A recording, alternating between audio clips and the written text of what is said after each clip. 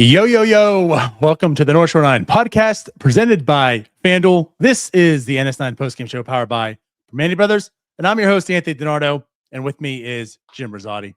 And Jim, Pirates lose once again in Colorado to the Colorado Rockies with this dominant rotation 2-1. How are you doing tonight?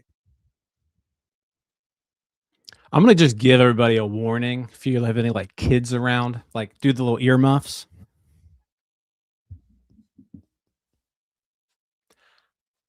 You can't just score one run in Coors Field, but holy shit. That was fucking awful, that last call.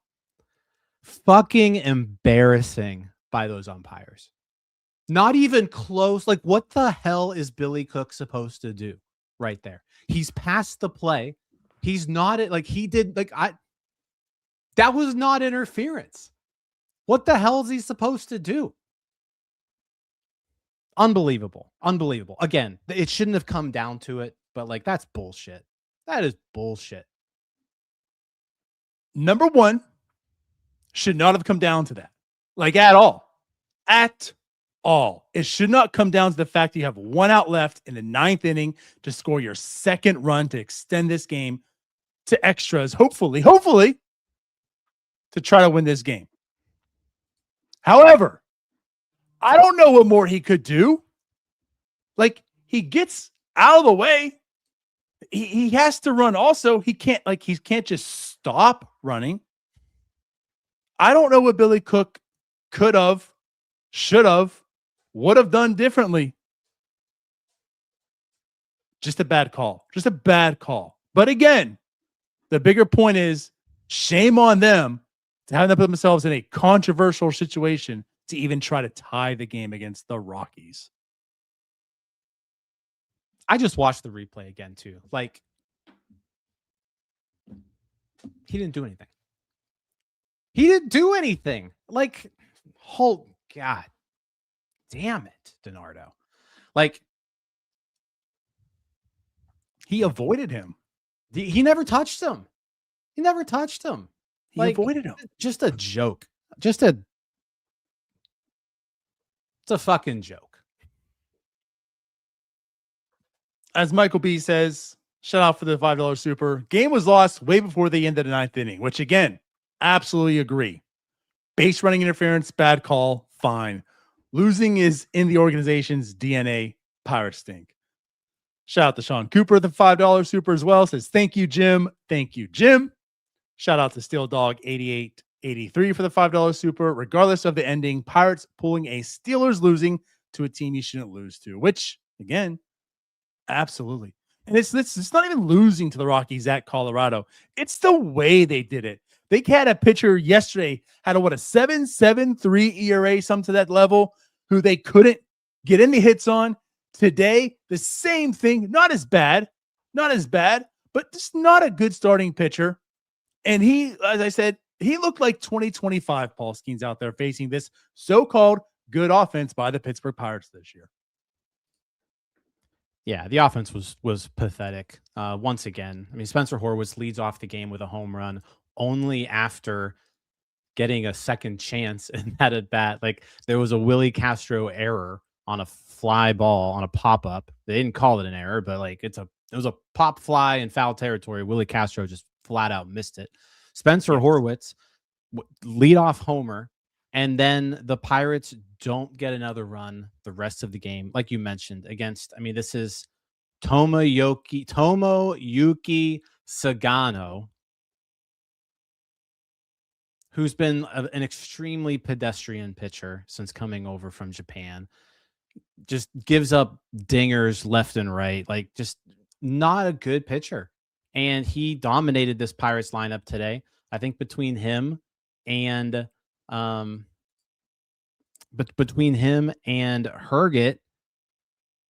and Bernardino, I think it was between him and Herget though, 18 outs over 18 batters. The Pirates had one guy get on base that was erased after a double play.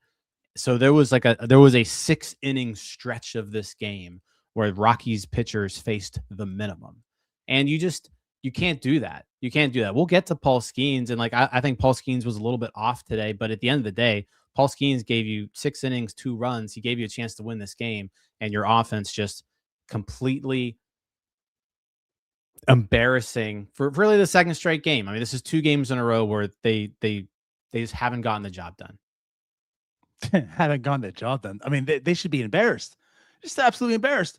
And tomorrow you have Lorenzen, who has he's another pitcher with a 7-something ERA. I'm afraid of whatever's going to happen tomorrow. But regardless, we'll talk about that tomorrow. Tonight, again, just absolutely an embarrassing performance. Yes, Paul Skenes wasn't the Paul Skenes you're so used to. But again, 2 runs in 6 innings, which also one of those an inside the park home run. Well, we'll talk about that soon as well. But again, this offense, yeah, Spencer Horwitz hits the home run, leadoff home run, and you're thinking, okay, last night, fine, that's in the past. Let's move forward. It's a 1-0 ball game. Paul Skenes up to pitch again. Paul Skenes loses his 7th straight start. This time with the Colorado Rockies. And again, it's not, I mean, again, he wasn't top notch. Paul Skenes, I get that, but you can't put this on Paul Skenes as a he lost the game. The offense didn't show up once again when Paul Skenes starts. The defense was atrocious once again when Paul Skenes starts. It's just terrible baseball. And the Rockies did everything almost in their power to also put up terrible baseball to allow the Pirates to come back and win also. And the Pirates once again could not capitalize. Yeah, I to talk about Skenes, he, like I said, not his best work today, but I mean, you go 6 innings and 2 runs in Coors Field against this Rockies team, and you should walk out of here with a win. Plain and simple. Like, that's enough to get the job done. And like you said, awful base running, awful defense, awful offense, just no support whatsoever from anyone else on this team. And now the Pirates are 6-10 in Paul Skenes starts this year. 6-10 in Paul Skenes starts this year. Jim, 2.86 ERA.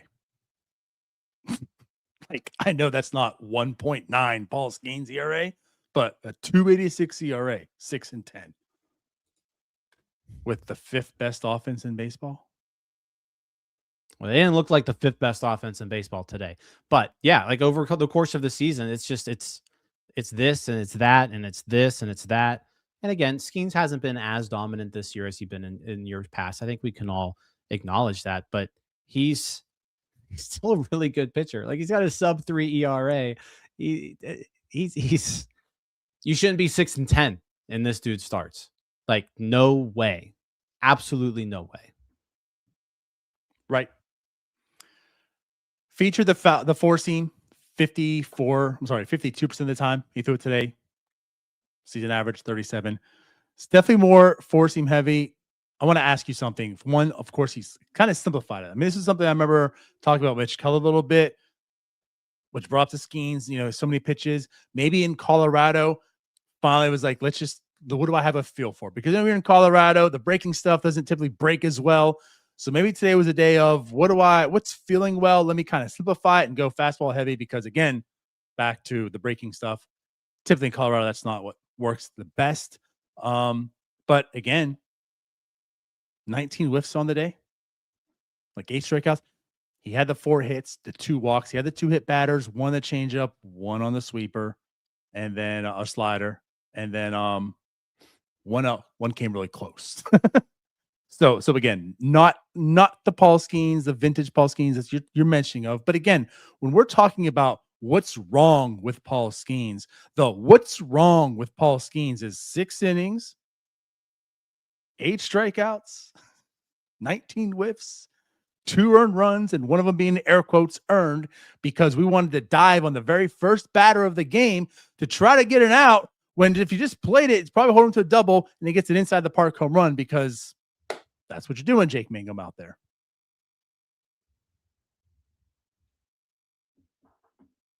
Yeah, I mean, he definitely was tinkering with things today. He didn't throw a sinker. He didn't throw a splitter. He definitely leaned heavily on the 4-seam fastball, like you said, which has been his best pitch year to date. And it was a good pitch for him today. I mean, he limited All 5 hard hit balls today, average exit velo in the low 90s. I say he wasn't hit all that hard.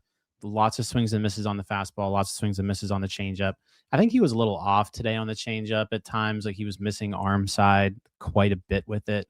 But he kind of gathered himself around the 3rd inning or so and kind of pitched the second half of the outing a lot better than he did the first half, I thought. 100% whiff rate on his sweeper, DiNardo. So when he wasn't hitting people on the back foot with it on 0-2 counts, he was getting them to swing and miss. But yeah, I mean, he certainly could have done better. And you know what? At some point, and again, like this isn't a knock on Paul Skenes, but at some point, I know he's having these good starts, but at some point he's got to just outpitch the other guy sometimes. And like, I think that's just what we're missing is like, we haven't really seen him do that in a while. Like he's going 6 innings, 2 runs, 6 innings, 2 runs, which are good starts. The guy he's going against is going 6 innings, 1 run, 6 innings, 1 run, 7 innings, 1 run. But I mean, when you got a guy like Sagano on the mound. I know, but it's like one of these days, Paul Skenes is just gonna have to win a baseball game by himself, and he hasn't done that in a few months because no one else seems to be helping him right now. Right. But again, I thought he recovered really nicely. I thought the first half of this start was he looked rough in that he wasn't controlling his pitches, he wasn't commanding them, he wasn't throwing them where he wanted to. Second half, he really buckled down, and I thought he did a really good job tonight, all in all. And that's I think absolutely fair. That's how I would look at this Paul Skenes start. It was shaky at first, but again, it was good enough. And I'm going to keep going back to that very first hit, that very first run, that home run. I mean, again, like this very easily could have been 1 earned on him, and it wasn't, unfortunately. But again, like that still wasn't enough to guarantee the win tonight. Like even the 1 run wasn't enough to guarantee a win tonight. He wouldn't have gotten a win. He would have maybe avoided the loss, but he wouldn't have gotten the win with 6 innings tonight, 1 earned run. Just is what it is. It is what it is. But again, Paul, I know people are wondering, just to bring this up again, like people are wondering what's wrong with Paul? What's wrong with Paul? What's going on? I mean, Jim, yeah, it's been 2 months where we haven't seen like that shut down, the Paul Skenes that came up here and just gives you 7 innings of complete shoving, 0 earned, dominating, right? You haven't seen that, but like, is there anything? Are you worried to some level, some extent? Is it just Paul Skenes is maybe not Zeus? I mean, in his last 5 starts, he's given up, and this is earned runs 1, 1, 2, 2, 2. So like, no, I'm not worried about Paul Skenes. I think if you were expecting him to be a sub 2 ERA pitcher all the time, that's just silly, right? He's April 1.62 ERA, May 2.87 ERA, June 2.7 ERA. It's like there's nothing to worry about here. He's just I do wish he'd go maybe deeper into games. Like if there was, it's the same knock that we always had on him though, right? Mm-hmm. Like, hey, maybe instead of 6 innings, go 7. Like, yeah, that would be great, but no, there's no. So we can put that to rest. And again, like I get he's not the 1.9 ERA Paul Skenes that's just lights out and unbelievable, but yeah, like this is an ace. This is 29 other teams are saying, can I have that guy at the top of my rotation? So I kind of feel too like yeah, he's a little bit different right now than I think what a lot of Pirates fans are used to. But I don't think you can say like, what's wrong? Why is Paul Skenes broke? The broke pitcher you're talking about is a 2.86 ERA and is a leader in a lot of categories in baseball. Yeah. Yeah. I mean, he's a better FIP than he did. No, last year was still better.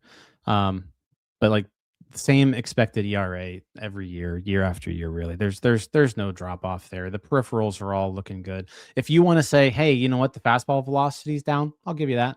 It is. It's not.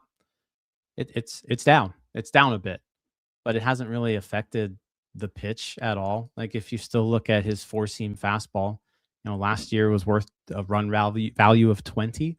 Going into tonight, it was worth a run value of 9, and we're halfway through the year. Like it's just as effective as it's always been. So, yeah, I think getting worried about Skenes is just silly, to be quite honest. However, if he's not going to get any help, like you got to win games, and if like right now, the only way Paul Skenes apparently can win a game if he goes out there and pitches a complete game shutout, because no one else is doing anything else for him. Basically. Yeah. Well, why don't we do this? Anything else that you want to talk about on Skenes' start tonight? No, we got a couple super chats I want to get to real quick. Shout out Michael B. This team for years has had piss poor fundamentals and bad base running. Mangum today was awful. Those little things add up. We'll definitely get to that. Thank you, Michael. Pit Bucks, shout out. I'm not worried about Skenes, but my God, does Triolo have some blackmail on Kelly because he has no business playing at all. Yeah, thank you for the super chat. We'll get into the offense here. I'm assuming the second half of the show, but it was bad. It was real bad today. Yeah. Yeah, I was going to open with those, but that's what we'll do. We'll go ahead and kick it over to the second half. Let's hear from Cody. Get those 6400s in. This episode is brought to you by IQ Bar, our exclusive snack hydration sponsor. IQ Bar protein bars, IQ Mix hydration mixes, and IQ Joe mushroom coffees are the delicious, low-sugar, brain and body fuel you need to win your day. The Ultimate Sampler Pack is a great way for you to try all IQ Bar products and flavors. You get 9 IQ bars, 8 IQ Mix sticks, and 4 IQ Joe sticks. All IQ Bar products are clean label certified and entirely free from gluten, dairy, soy, GMOs, and artificial ingredients. With over 20,000 5-star reviews and counting, more people than ever are fueling their lifestyles with IQ Bar's brain and body boosting bars, hydration mixes, and mushroom coffees. The Ultimate Sampler Pack includes all 3. My personal favorites so far have been the almond butter chip and the iced tea lemonade hydration mix. It's just really full of flavor. I love starting my day with it, and I couldn't imagine starting my day with anything else other than IQ Bar products. Right now, IQ Bar is offering our podcast listeners 20% off all IQ Bar products, including the Ultimate Sampler Pack, plus free shipping. To get your 20% off, text MLB to 64,000. That's MLB 64000. Message and data rates may apply. See terms for details. I just want to start here because, again, this is where it all started. But Jake Mangum. It reminds me Kevin Pillar. Everyone used to just bust on him because he always made these easy plays look difficult, right? It was someone could have just stood there and caught it, but he goes and makes it look like he's diving. Outstanding defender. But he always made everything look difficult, right? And there's always these highlight reels and a try hard in that sense. And the thing about Jake Mangum is advertised is you know what? He's a scrappy guy. He does things well. He runs the bases. He plays good defense. He hits for average, not all power, but is the average truly there? And honestly, he's had his ups and downs, but he's hitting for a decent batting average. It's just everything else is not there. To the opposite of Kevin Pillar, he's the guy that just seems like the game's just too fast for him. That's how I look at it. It's just out there on the defensively, he's making all kinds of errors and mistakes, trying to do good things on the base paths. He's doing too many good things or trying to do too many good things and making errors. I mean, again, you have that there's no outs. It's the first batter. It's the first batter. There's no outs. Why are you trying to make that play there? Just field it. He goes to make a diving catch. Now it goes past him, and then Ryan O'Hearn can't pick it up and throw it in. Tyler Callahan. Tyler Callahan. Yeah, my bad. Callahan can't pick it up to throw it in. But then it almost immediately too is okay, Jake Mangum's maybe redeemed himself. He gets on, he hustles, he makes a double. And then immediately the ball's hit the short. He takes off for third, gets out there. It's like he doesn't help Skenes defensively. And if you're trying to get some runs, just gives the Rockies an easy out on third to not even attempt to help him out, redeem himself to score a run. Yeah. There were a few. I mean, it was a bad game for Jake Mangum. I guess that's the nice way of putting it. And you're right. He does seem to get himself into these situations where he kind of tries to do too much. I think that's really what it is. And he tried doing too much on that first batter of the game. Now, Tyler Callahan, if he fields that cleanly, it's a triple. But if Jake Mangum just plays that ball in the gap, keeps it to a double, that run doesn't score. It doesn't score. Paul Skenes doesn't let that run get in. Kind of a similar situation in the third. Like you wonder, McCarthy was able to stretch a single into a double, which ultimately led to the Rockies' second run. That was also like a borderline single double. Now, again, McCarthy's fast guy, but you would have really liked to have held him to a single there somehow. I'm not sure if he could have. Just making an observation. Maybe Cruz does because the arm's a little bit better and he's a little bit faster, but I'm not going to get too much into that. But again, like there's that, like it just stacks up. There's that. There's the single to a double. There's running to third on a ground ball to shortstop. Then there's grounding into a double play. In like the one opportunity that you finally got somebody on base in the 7th inning of this game, and then he grounds into a double play. And then in the 9th inning, he's got a chance to do something with the bases loaded, and he's just swinging at every single pitch that's within 4 feet of the strike zone, and he gets a little bit of the bat on the ball and hits a weak ground ball to third base. I mean, there was not much good today outside the double for Mangum, and yeah, it's been a bad series for him. Yeah, this team is like it's crazy how much they're missing Connor Griffin and Oneil Cruz. Like that's really what it comes down to, because if you got Griffin and Cruz, then you're not playing Triolo at shortstop every day, who was the guy we blamed last night. You're not playing Mangum every day, who's the guy we're blaming tonight, and also the guy we're blaming last night. It's missing those two guys is hurting this team quite a bit in a myriad of ways. And I don't want this to turn into that. And by that, I know what we mean, because it happens all the time. But for all the hate that Oneil Cruz gets defensively, like Jake Mangum has not come in to replace him and done any better. You could argue it's been worse, if anything, indifferent. But at least Oneil Cruz is giving you offense. He's running the base as well.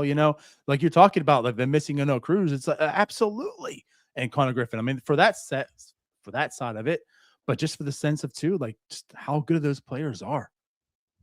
Someone put here in the chat, what's the record now without Oneil Cruz? I know it's not all him and stuff, but again, like today, if Oneil Cruz is in here, do they win? Again, don't know, but he's a factor. Offensively. And again, if we're talking about he's terrible defensively, well, you know what? Not missing a beat right now with Jake Mangum in center field. Yeah. 4-12, by the way, when Oneil Cruz doesn't start. So, well, if it's 4-12 and doesn't start, then they're 4-14, I think, when he's.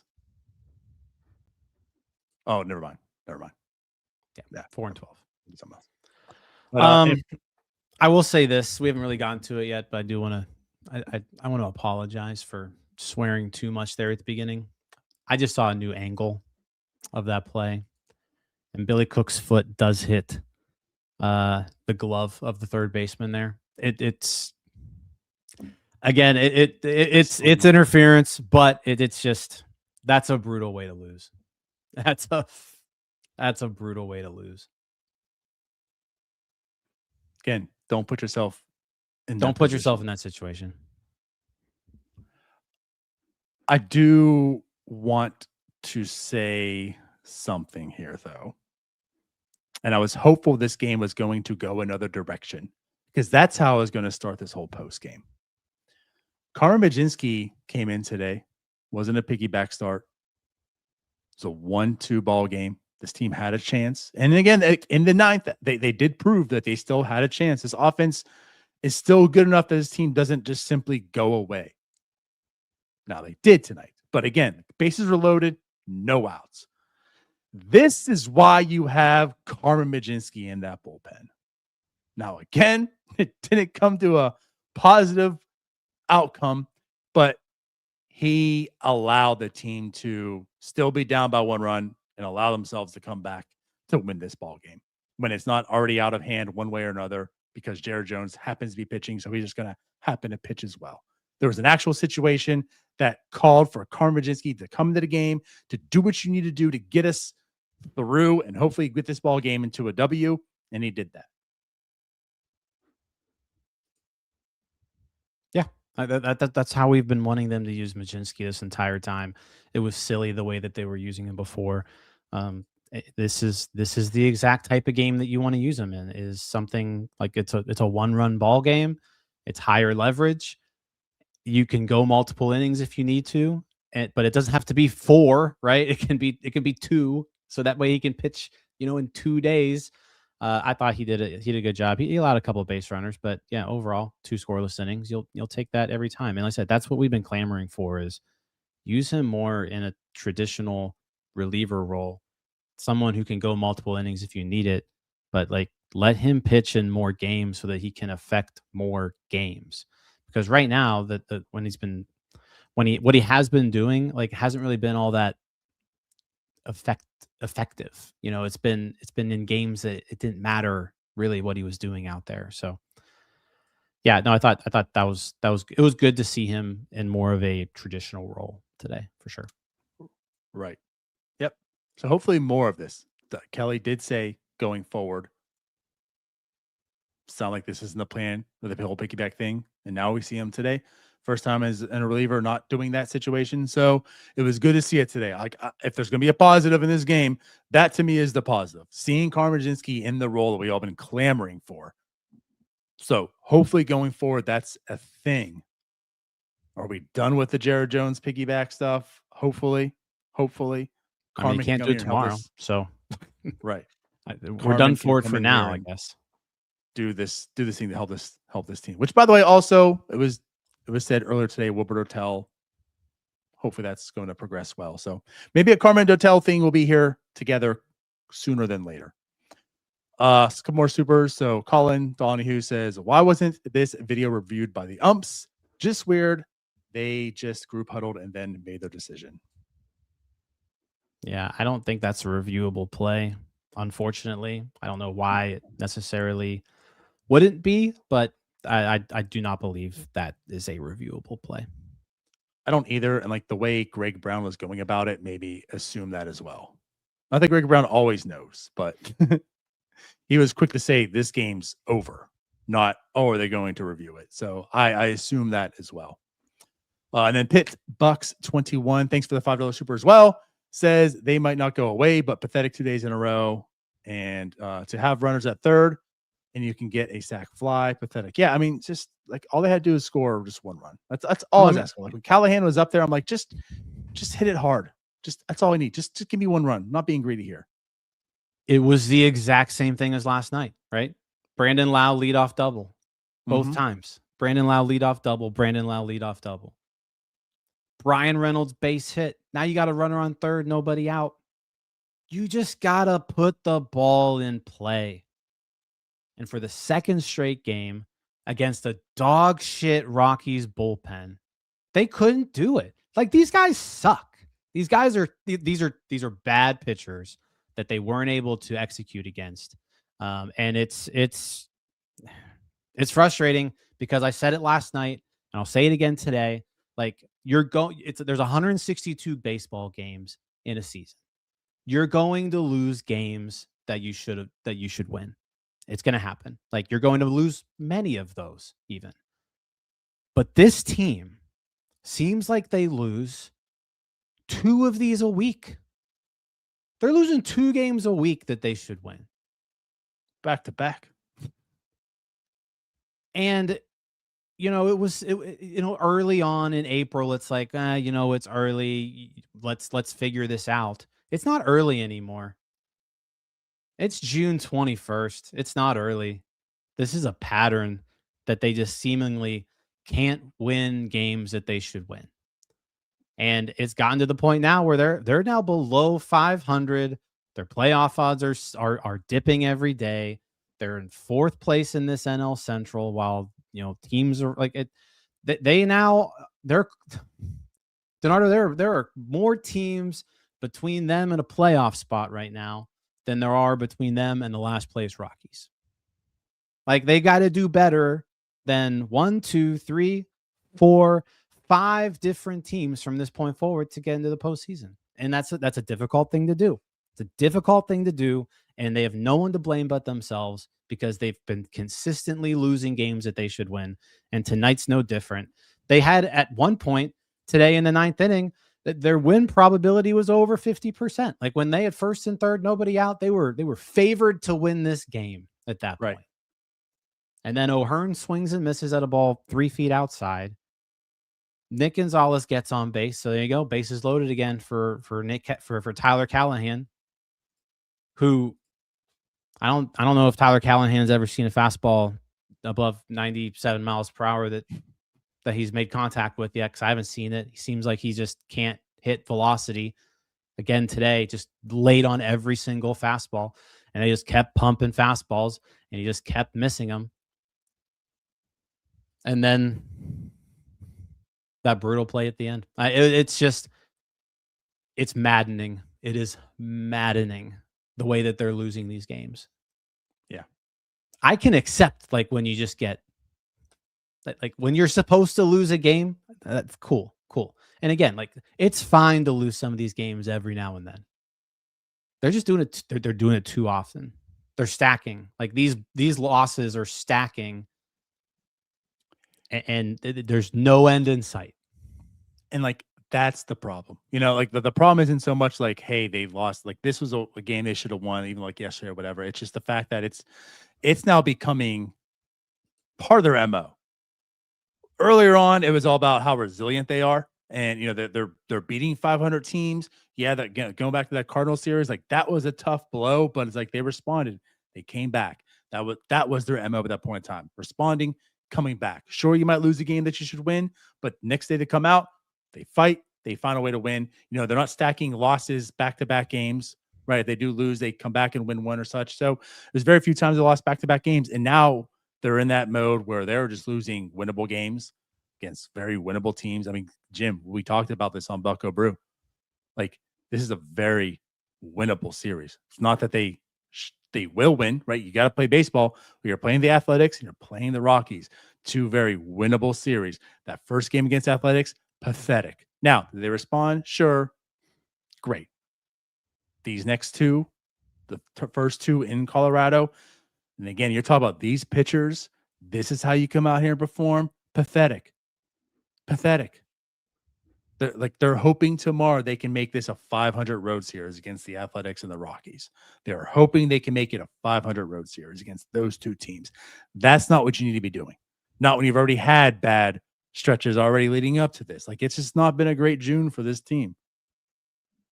No, it's been an awful June. And yeah, I mean, 6 innings, 2 runs out of Bubba last night, 6 innings, 2 runs out of Paul Skenes tonight. And you lose both games to Kyle Freeland, who has an ERA over 7, and then a 36-year-old Tomoyuki Sagano. You just Colorado. You can't lose those games. So the good news is they have Michael Lorenzen as a 7.13 ERA. So obviously they're going to score runs off of him, right? Because it's a bad pitcher. Oh, heard that song and dance. But yeah, Jared Jones tomorrow against Michael Lorenzen. Michael Lorenzen has a 7.13 ERA with a 185 whip. 185 whip. He allows almost 2 base runners an inning. 185 whip. Can't wait to see what happens tomorrow. Hey, FanDuel has the Pirates minus 136 tomorrow with Jared Jones starting. And as you mentioned, There's no Carmen Mlodzinski to piggyback, so it'll be interesting to see what they're utilizing and how they're handling him, who has kind of been hovering around 75 pitches every start. But then Michael Lorenz in with a 7.13 ERA and 1.85 WHIP. Yeah, they got to win tomorrow. I mean, you can't get swept by the Rockies. You can't. You can't. They have to win tomorrow. Boom. Well, good luck tomorrow. We'll see you guys later. Anything else you want to say, Jim? Yeah, thanks again. Lots of super chats tonight. Appreciate all you guys. Howard Callahan can't even catch up to Sugano's fastball. Yeah, it's been a rough. Like Callahan kind of burst onto the scene here. It's been a rough road trip, I feel like, for Tyler Callahan. He's kind of falling back down to earth quite quickly. Yeah, that Nagowski's run is ending a lot sooner than we hoped for. Yeah. But at any rate, we do appreciate you guys. As mentioned last night, we have an app. We have a new website. Check those things out. They're awesome. We have tremendous feedback coming back. Already making some improvements, upgrades and such. It's all also. So yeah, download that app. It's in the description, or just go to our website, northshore9.com. You can get the links right there at the top right to get the app. It's for Android, it's for Apple. It's some really cool stuff and some cool gaming there. Get some points every month. We'll have 3 top the leaderboards on the standings. Gets a free NS9 t-shirt. So earn rewards. Yeah, 95% of the apps said the Pirates were going to win tonight, DiNardo. Hey, we didn't say if you download it, you're smart. That's not what it means. No, for all real the though, dumb people are downloading the app. So. I want to give just like my personal testimony to this app.